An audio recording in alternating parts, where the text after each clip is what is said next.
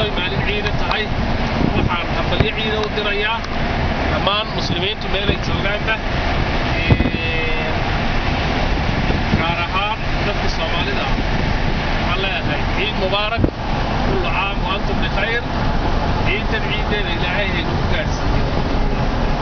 barwaaqo iyo nabad wadakar Ilaahay subhanahu wa ta'ala xataa xeeloodo dadka bukaan joogaana Ilaahay waxaan ka rajaynayaa kabaraya inuu nabad ku soo celiyo dadka xaqooda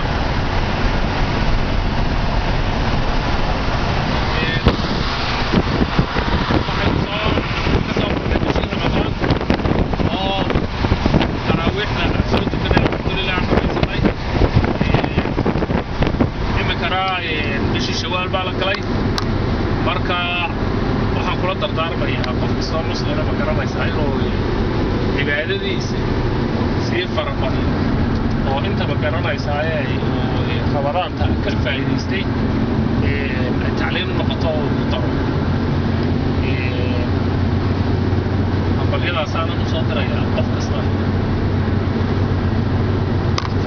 waa ciid الفطر طبعا يشرح حوالي سبتمبر لما تكيني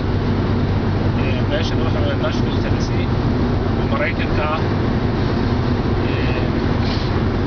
waxaan ku soo tukanay downtown nashville muslimiin badan baa la tukanay kulay sawirada insha Allah waxaan tusi doonaa sawirada kale ee muslimiinta kale ku jireen marka aad la wada farxsanaan alxamdulillah طبعا كون سان كريسنا ما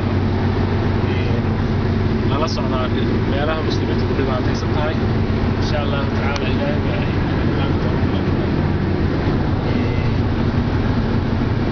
salaan حاضر كل عام وأنتم بخير كل عام وأنتم بخير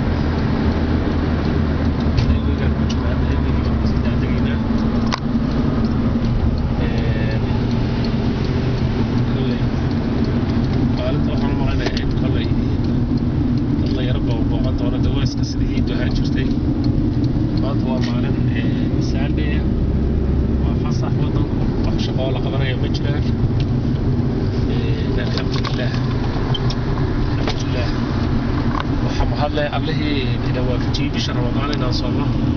عيد دينا نقول جالسين عفمان يا الحمد لله الله بحمده